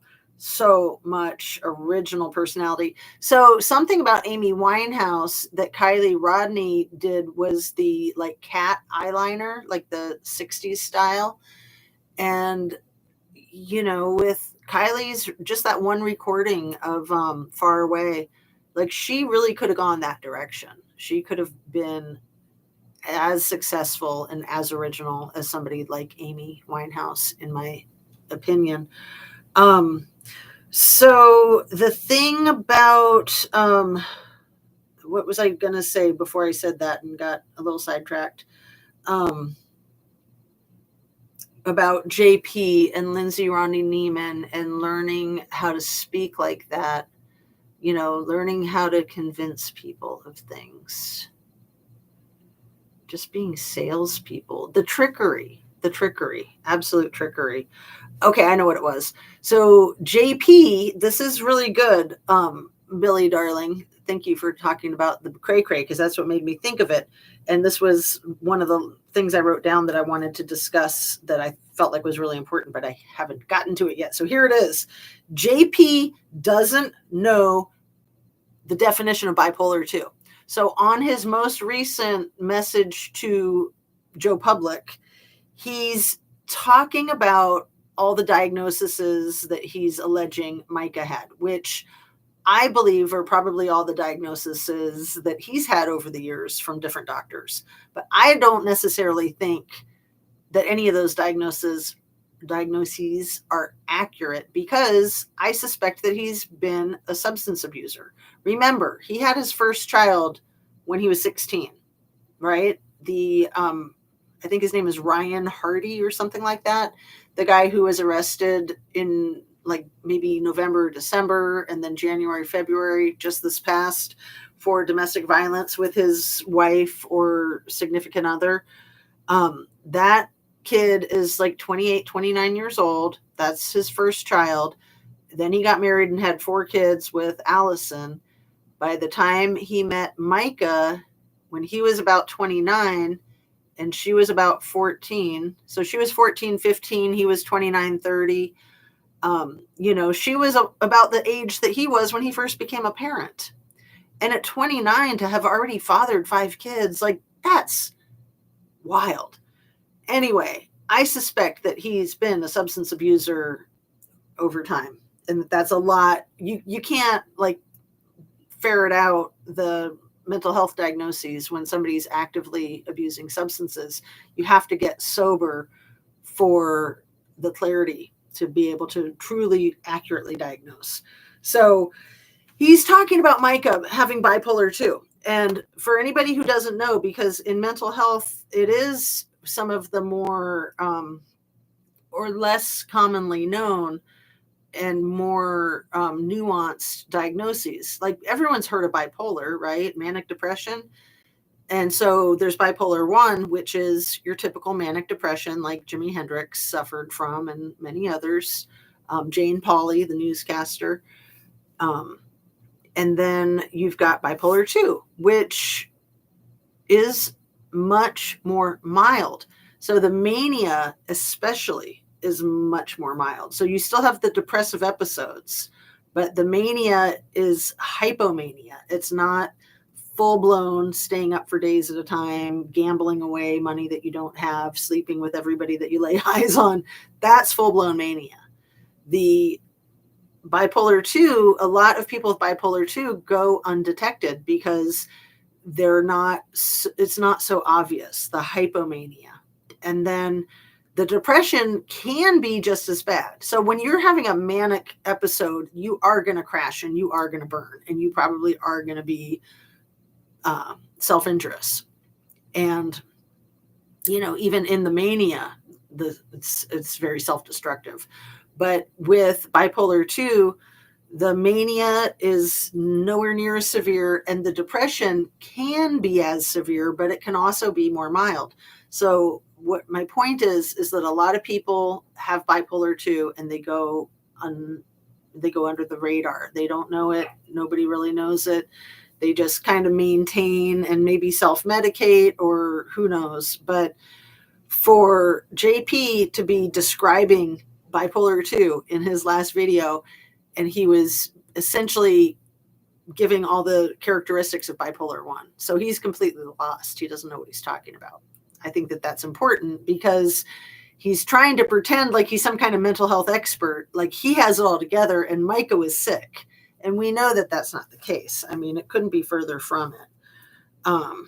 But let's see what else I had that I wanted to discuss before wrapping her up. We're at an hour and a half, and anything you guys have. Persuasive speech. Thank you. Manipulation. Yeah.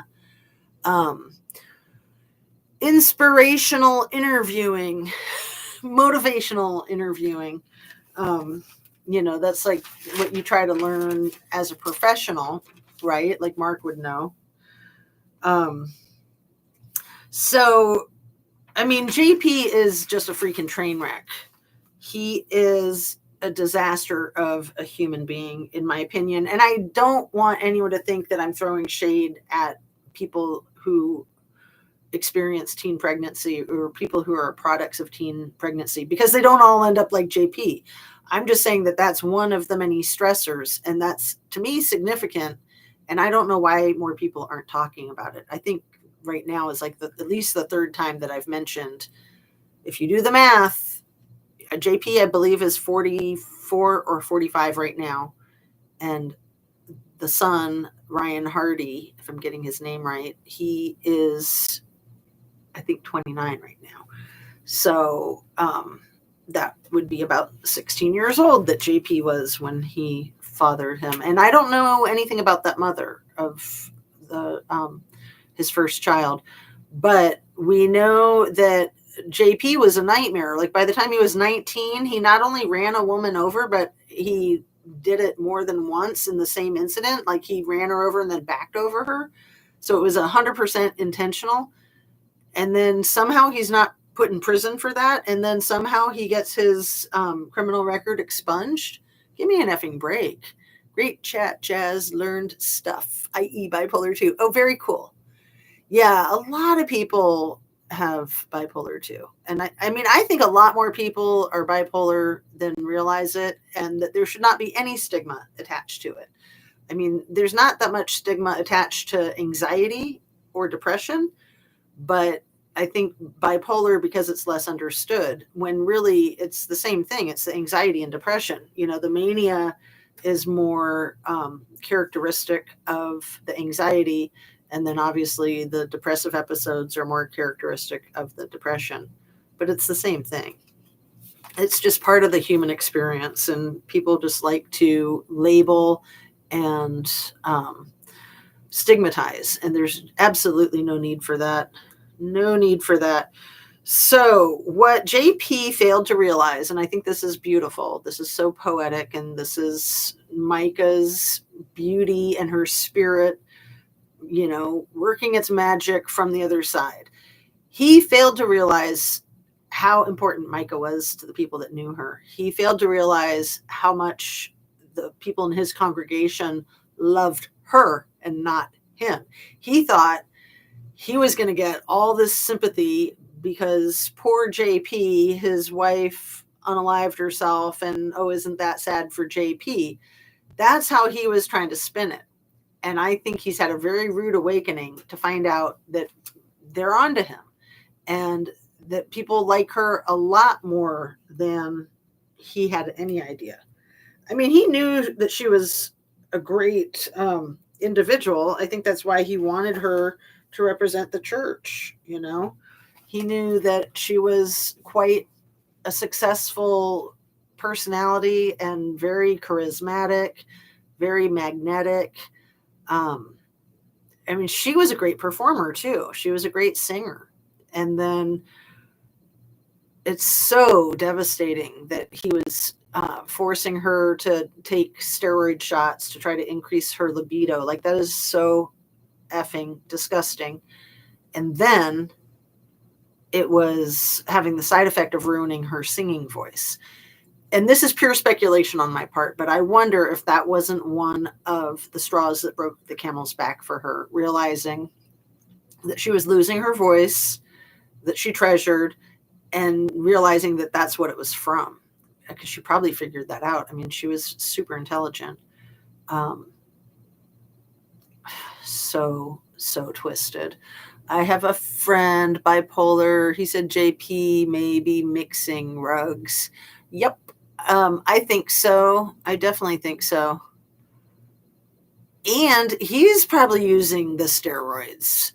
I was talking about that yesterday. Like, I hadn't looked it up, though. I was going to check, because as soon as I heard about him giving her injections of the steroids, I Googled it, and right away it was what I suspected. It's a female Viagra type of effect, which is, you can find that information easily with a Google. But for men, I don't know that. I mean, we know that it shrinks their package. We know that it causes like a frontal lobotomy long term. We know that short term it increases aggressiveness and anger. But I wonder if it increases drive too, like Viagra does. I would think that it does.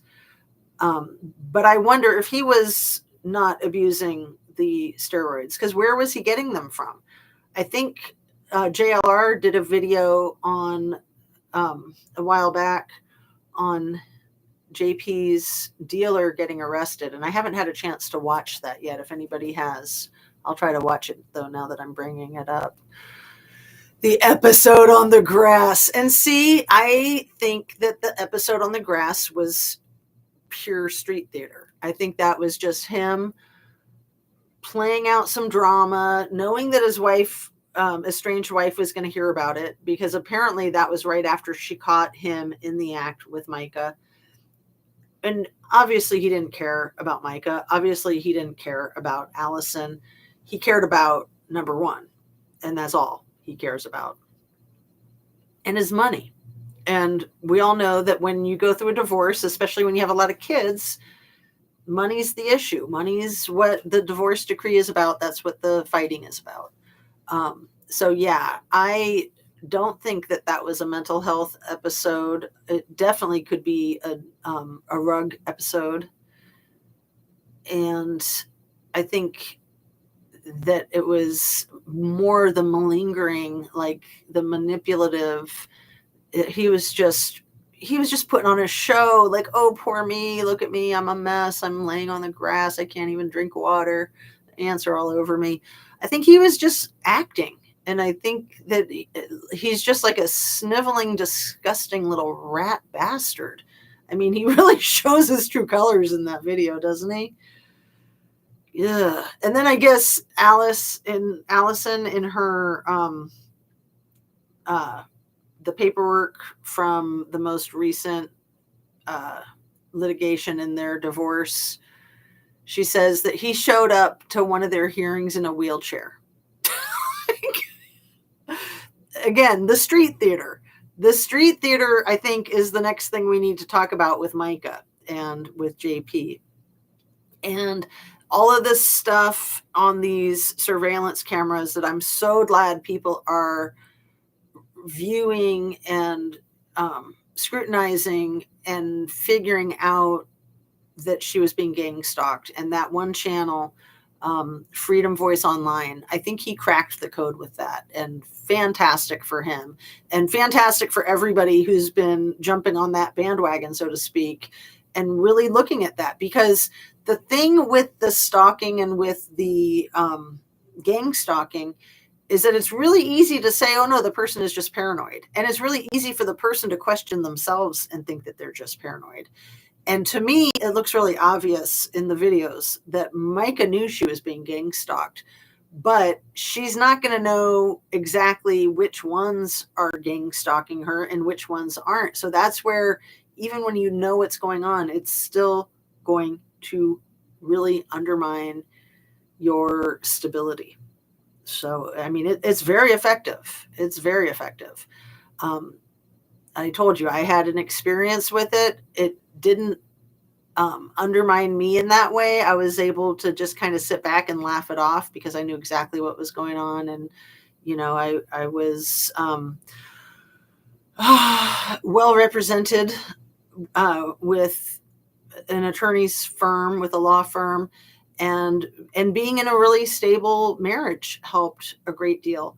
And it just broke my heart for anybody who might be going through something similar like that without that type of stability, without financial stability, emotional stability, family stability, job stability. I mean, and for Micah, she lost all of those things. I'm so glad to touch on that because I did a project on this in graduate school because I told you guys we moved a lot when I was growing up, coast to coast. And when you're in a transition, moving, when you're in a transition, changing jobs, when you're in a transition, changing relationship status, those are very stressful times, even when it's changes that are for the better, that you're really happy about. And in general, to protect our mental health, we need to try to not have transitions of all three of those: housing, job, and relationship within the same span of time. Like, you want to have those things happen separately. Like, if you have all three of those change, even in a 24-month period, it's going to take a long time for the dust to settle in your life. And when you have all three of those things change like overnight, which essentially Micah was experiencing that, it's a shit show. It's a dumpster fire. It's a cluster F. I mean, it's a total cluster mind F. And then you have somebody like JP, and then you throw the gang stalking in there, and then you have everything else that the bastard was doing. Man, I hope that the FBI is investigating him for everything that he did to Micah. And I believe that they probably are. Especially because she was found in a different state, that would make it FBI jurisdiction, since she's from South Carolina and her remains were in North Carolina. And we all know there's just way too much effery going on with all of that. We know she didn't go out there and do that to herself. We know that freaking 911 call was just a little too convenient. Yes, this is me. This is really me. Yep. This is me, and this is where I am. Yep, I'm turning on my GPS so you know that this is me, and you know right where I am. And yep, I'm going to do this to myself. No. Again, the whole premise of her calling, she said, was so that her family could find her. So why'd she go so far away so that nobody could find her? And then why'd she go off the path? And no, none of it adds up. None of it adds up. And then finding out that his lawyer owns that property right there, I was like, oh man, then I was just like, it's over, obviously. And then, we just keep finding out more and more, that the lawyer specializes in artificial intelligence. Okay. Thank you for putting that on your website and making that public information so easy to find. I mean, and like I said in the title of this live, these people give them away with all of the things that they say. They give themselves away every day. They give themselves away with all the things they don't say. Have we heard JP talk about how much he misses Micah? Has he talked about how devastating this has been for him or his kids or anybody else that he knows? No. He just is trying to point the blame and talk about her mental health diagnosis, which, if any of this were true, that's the most despicable thing you can do when someone passes away. You don't make their medical information public. Are you freaking kidding me? And when somebody passes away, if it's self-inflicted, like that's something that people are usually fairly private about, and that people are very careful to discuss or to ask questions. I mean, there's a lot of shame in that. And again, there shouldn't be, but there is. There's a lot of judgment. And again, it's the whole mental health stigma stuff. But when someone passes away, that's not public information, like what took them. You read someone's obituary, you almost never know what it was that took them. Sometimes people will put things in there that allude to cancer, or they'll say that they were fighting cancer, but usually they're not talking about how they passed. They're talking about how they lived. But for him to get up in the pulpit and do it the way he did it too, like at the end of the service, and to say, everybody stand up, I'm going to tell you something, and then you need to walk out of here and not discuss anything, just keep your trap shut. And then he went from there basically to her workplace, the restaurant that she was scheduled to work at the day before, that she left her apartment in her uniform to go to work. And she left her apartment like 15 minutes before her shift. And I don't think we have the information of if she called in and said she was going to be late or something like that. But we know she left in the t-shirt. We know that when she was in the pawn shop, she had taken that t-shirt off. She was just wearing the long sleeve shirt underneath, the black long sleeve shirt that she had underneath the t-shirt. But then allegedly when her remains were found, she had that t-shirt back on. Like, that's weird. That's really weird. But what I was going to say is that rat bastard, JP, walked into the restaurant, which he wasn't allowed in there because of the protection order, because she worked there. So when she was working, all the staff was instructed that if they saw him, they needed to call 911. So for him to walk in there was bad enough. He proceeds to sit down at the bar, talk to her coworkers, and basically say all the stuff that he's been saying on YouTube and that he's been saying in his sermons, like basically trashing her. That's just not what you do. You're giving yourself away, douchebag. I guess for that we can thank him, because he's spelled it out to make it so easy to see through his crap, right? Seeing Red Flag says, I'm ADHD. The episode on the grass. Yeah. Okay. And then Sandra says, it's a put on show for the judge to see he isn't right in the head and take it easy on the child support for poor old me. Right. As he's out there buying airplanes and boats, like literally. You're welcome. Mom First says, thanks, Jazz. Thank you for being here.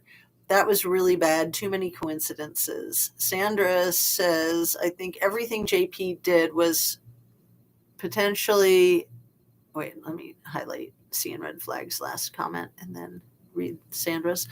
I think that everything JP did was to potentially make or discredit Micah. The one song she struggled with is the one he played at her service. Oh, how gross. Because, yeah, I'm not familiar, Sandra, if you want to say what the song was, if you know the name of it. I've watched a lot of the videos on the Solid Rock Church website of her singing, and she was freaking phenomenal. She was like a pro. And, he's a real good piano player, too. And remember, he had that bar, whatever it was called, something to do with like pianos, right? The piano bar. And yeah, I mean, it's just, I mean, they're like the freaking Captain and Tennille. Oh, wow. I didn't realize that, Sandra. Yeah, I had no idea.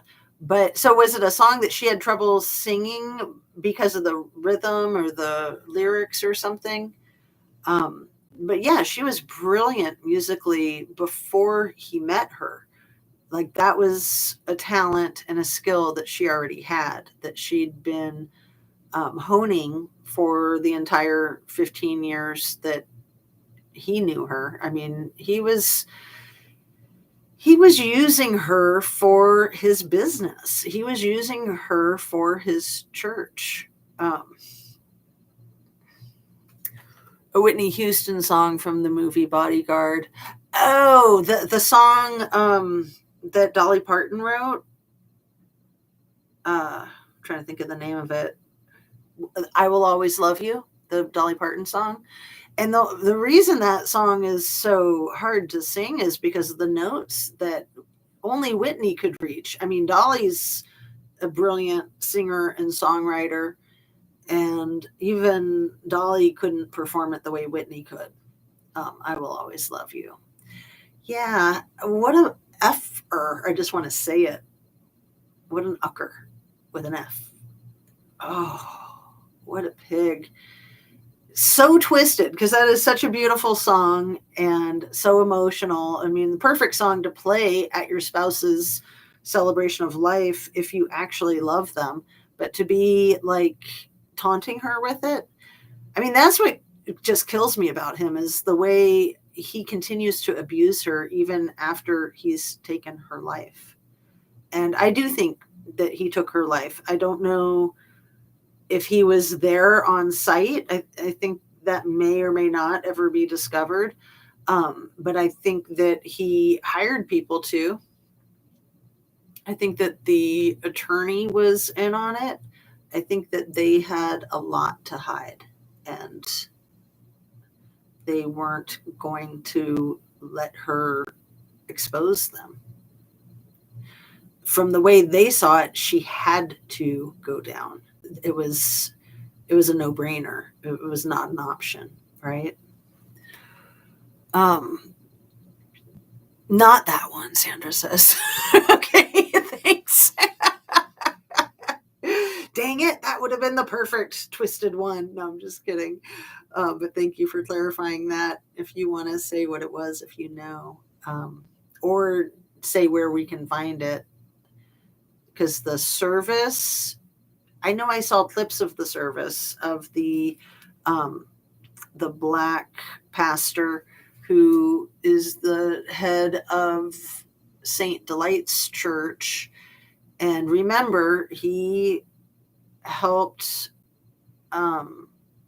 ambush Micah into that hospitalization that JP forced on her in February. And his daughter allegedly worked at the psychiatric hospital that they hospitalized her at. And then that whole thing with JP's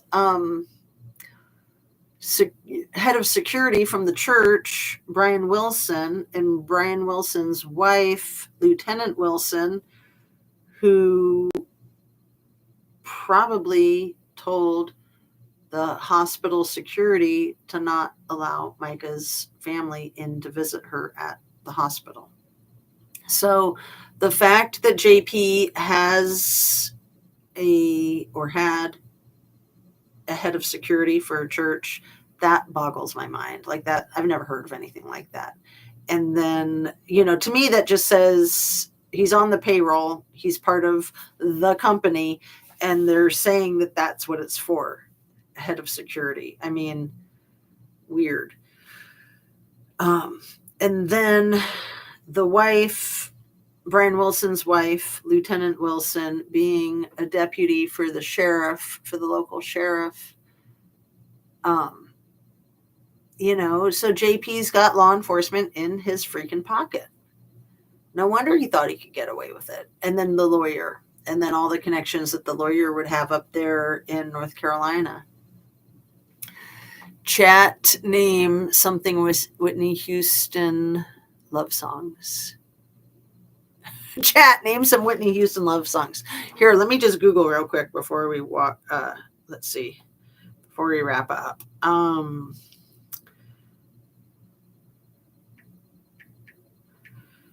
I disabled my thing on my phone to talk into it, just to say Whitney Houston love songs and have it look it up itself. Because I need to get more memory. I need to get a new phone, I think. So we have I Will Always Love You, Greatest Love of All, My Love Is Your Love, You Give Good Love, Saving All My Love, Greatest Love, All the Man That I Need, I Want to Dance with Somebody. Was that it? The I Want to Dance with Somebody?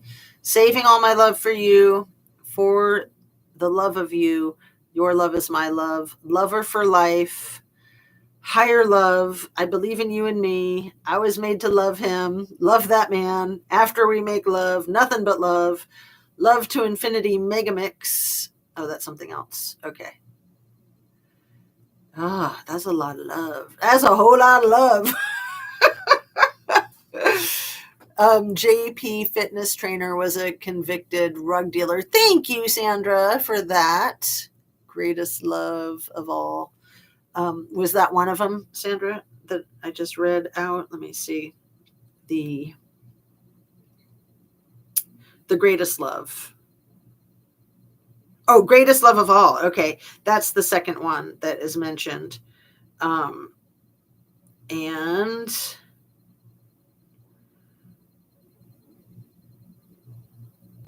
all right. It's gotten 324 million views. Greatest Love of All. Cool. Thank you for specifying. Awesome.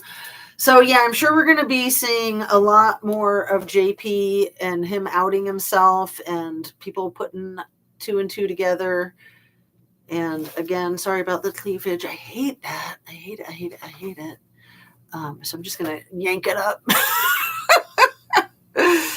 I'm usually so careful about that. But like I said, when I'm looking in the mirror is actually like tilted like that. And then the video camera is kind of tilted the other way. So it's bad. It should be the other way around, right? If I had the mirror tilted the other way and then the camera, then it would be less when I'm on live with you guys. But again, hopefully you don't mind. I mind. So I'm trying to be more careful anyway. Enough about that. Let's stay focused on justice for Micah and justice for Kylie and justice in all of these cases where we see families getting devastated, where they've already lost their loved one. Like just when you think it couldn't get any worse, it gets a lot worse, right? It's not okay. JP fashion, make himself look good and try to make his wife look bad. And I just got to say, I mean, they were a good-looking couple, and he could be a good-looking man if he was a sweet person. But he's a very despicable individual, and he looks like a disgusting freak. His teeth, his ears, his nose, his freaking lamb chop beard. Ugh. He looks demonic, in my opinion. He's like a shapeshifter. He's a disgusting piece of crap, in my opinion. His deceased estranged wife, complete opposite. I mean, she is an angel now, literally, but she was so angelic in life, even at her lowest points when she was putting those videos together, talking about her struggles and addressing some of this stuff. What a phenomenal individual. And the fact that she was basically sleeping on a friend's couch, so she was essentially homeless. She was going through a divorce, so she was dealing with changes in all three aspects of her stability. And then job changes because she worked for the church. And so he was messing with her bank accounts, and she had to go resort to waiting tables and being a server. And good for her that she was doing it. I mean, that's, I think, that's really hard work and very noble work. And you learn a lot about yourself and a lot about people. And you can make good money if you're at a restaurant with more expensive menu. And I think some people, even at less expensive menus, make really good money, I think. I mean, because then you're just dealing with volume and quantity, right? Just a lot of turnover, a lot of tables. And there's a lot of good servers who can make bank. And I think it's amazing that she was doing that, you know, being a graphic designer and having all the talents that she had. that might have been a real struggle for her to put that job application in and start doing that. But it sounded like she was really making the most of it and doing a great job. So I am going to wrap up. It's 5 o'clock. Thank you guys so much for being here. Wow, we're at 2 full hours. I don't usually go that long. And yeah, JP's fashion. What an awful, awful person. And, he's just taking himself down. Like lawyers speak is like you give people enough rope so that they can hang themselves. And he is hanging himself with his little videos. Like, I hope he keeps doing them. So I should shut my trap and not put it out there on the internet that he needs to not do that. Like, no, we want him to keep doing that, right? He's not going to see my video. I'm just a little tiny channel over here. So hit that like button. Help the algorithm, please. Thank you guys so much for being here. Yes, see you all tomorrow. I hope to be starting earlier, the way I'm always trying to start earlier. And yeah, tomorrow's Wednesday. I've got a big thing going on, but I'll tell you guys about it tomorrow since we're at the end of the video already today. Lots of love and light. Have a great day. Take good care of yourself. Eat well. Stay hydrated. Eat your protein and your veggies. Get your exercise, sunshine, fresh air. Relax and be kind. Kind to yourself, kind to others. Thanks again.